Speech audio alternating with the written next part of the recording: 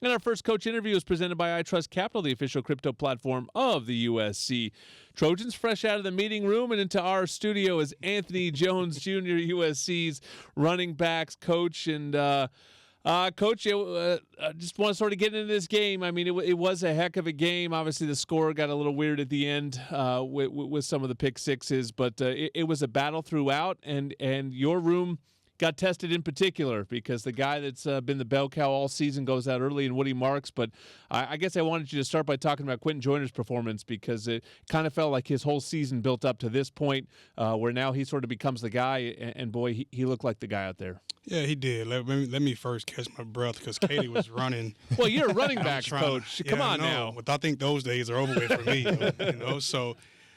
So let me catch my breath a second. But no, he did an outstanding job coming in and just complimenting Woody. And obviously, we hated to see Woody go down with the injury, but glad to say that he's doing fine. But Quentin did a great job, and so did Brian Jackson when he got his time to go in as well. Coach, obviously Woody goes down early in that one, but just talk about a little bit, I guess, Woody Marks and what he's meant to this team and your group in this year that he's just, probably the number one weapon on offense for you guys and just played with a tremendous spirit throughout the year. I think it's one word that comes to mind, and that's the word everything. Woody is kind of just a jack of all trades. Yep. He's done everything. He's a true leader, not a real vocal guy, but he kind of goes about his business on a daily basis as best as I've ever been around.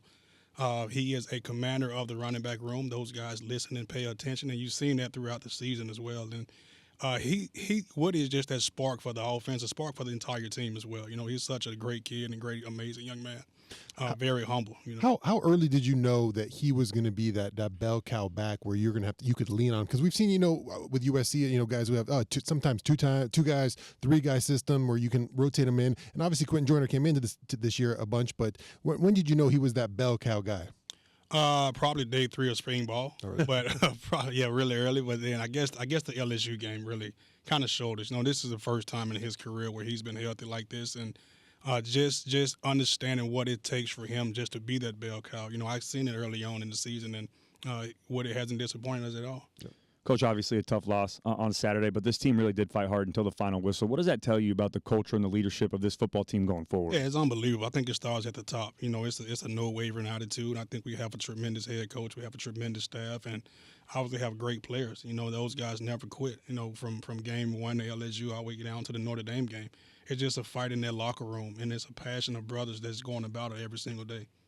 You're listening to Anthony Jones Jr., USC's running backs coach here on Trojans Live. And, Coach, you had such an interesting room this season because you had a guy that had so much experience in Woody, albeit not here, and everyone else was really young. Are there moments when you have a situation like that where hey, you're teaching, you're constantly teaching, particularly the young guys, you lean on Woody to teach them too? How do you sort of divvy that up? Because I imagine there's a lot of guys that see a vet and they sort of take teaching, very well from that. How does that work when you have a guy with so much more experience than the other guys in the room? Yeah, well, I guess one of the best things about Woody is that he's always trying to be a student of the game. He's always looking for ways to improve his game as well. So he wasn't sitting in the room or sitting in the film study saying, "Coach, I've done that before." Yeah. He was a sponge. You look at his notebook. I mean, Woody probably takes as many notes as anybody that I've ever been around. So it's I think when you have all 4 of those guys in the same room together, they kind of just fill off each other, right? So Woody was a great listener. He was a great communicator, and plus he was a great teacher to the young guys as well.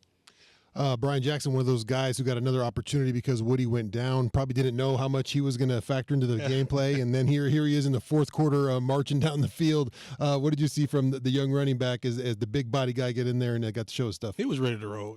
Brian gets just as many reps as Quinn does at practice, and there's just as many reps as Woody does at practice. So he just did a great job of being ready when his number was called. Besides the first play, he was a little hesitant a little bit, but other than that, he did a great job for us. Coach, we talk a lot about the transfer portal for players, but as a coach, I'm just curious, what's the challenges of coming to a new place, being your first year? How difficult is it to get caught up quickly and get up to speed with everything? Well, I think USC makes it a little bit more challenging, the brand itself. But it's great. I mean, anytime you surround yourself with a great staff and great mentors around this profession, I know Coach Ince is right here looking at me, so I'm sweating like crazy. Running backs, linebackers. Yeah, one-on-ones every day are probably pretty interesting. One-on-ones, yeah. We go back and forth, so don't let him tell you anything different a little bit.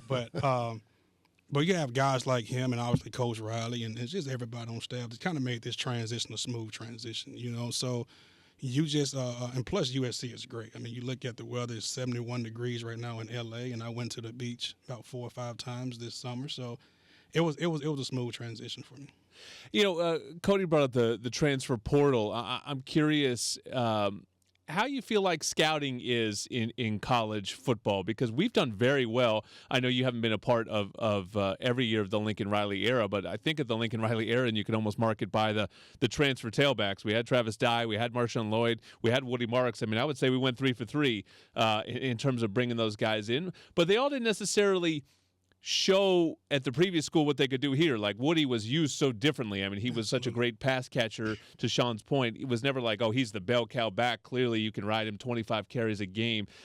What is scouting like in college? How do you figure out whether a player on South Carolina or Mississippi State will fit really well here at USC? Yeah, I think it's very similar to trying to go get a high school kid, to be honest. First and foremost, you got to make sure that you're recruiting the right young man. You want to check out his background, make sure his character is on point.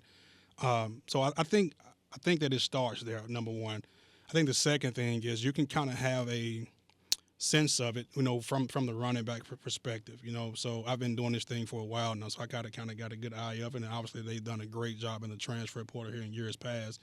But just making sure everything checks out, making sure he checks out all the boxes in the positive way, and I think then you have great success. I mean, I think this offense speaks for itself when it comes to that. Bowl game practices coming up. We don't know what bowl we'll be in. You got a senior in Woody who's signed up for a senior bowl or a shrine or something. He's got lots of things coming up, so I'm sure he'll be busy and may not know about his availability with his injury and stuff. So what are you trying to get out of those bowl practices with those young guys and as this thing moves forward? Yeah, we just want to get 1% better. We want to just make sure that we're taking this time to keep these guys fresh first and foremost, and then. No matter if it's Woody or Brian Jackson or Quentin Joyner or Peters, all those guys have room for improvement, So each and every day we want to take this approach of what is the one thing that we can keep getting better at as a football team and as a football running back room as well. Coach, are you, when you have kind of this awkward time between that last game and then bowl prep and all of that, are you all ball all the time, or do you like to step away a little bit and reset after a tough season like that? I am no football for a while. There you go. Okay. I try to catch up on my kids and watch That's my awesome. daughters play basketball a little bit, which she's terrible, but God bless her. I love her to death. He's trying. Have you taken her to see Juju Watkins play yet? I have, and I told her that that's what she should do, but she just looked at me and said, that's Juju. Just do that. Just do that, like hit the square. But, I try to degress a little bit, try to have some balance, but other than that, it's still football. Yeah. So. Well, congratulations on a great season with the running backs room. Woody Marks was our first 1,000-yard rusher since Ronald Jones in 2017. He also caught more than 40 balls, which is the first time that's happened out of the backfield since Buck Allen, I think, in 2014. So it was a heck of a year for your group. Congratulations. Look forward to seeing what you got in the bowl game and on to next year. Hey, Trojan fans, celebrate every Trojan win. Enjoy the sweet taste of victory with a free donut at Ralph's the day after the win. Download your digital coupon from the Ralph's app to score your free donut at any Los Angeles area Ralph's store. And when you've got good beer and good vibes, it's all Buena. Stone Buena Vesa Salt and Lime Lager is Baja-inspired, imported from San Diego. Located near you at findoutstonebrewing.com. That was Coach Jones. Up next is Coach Entz, USC's linebackers coach on Trojans Live.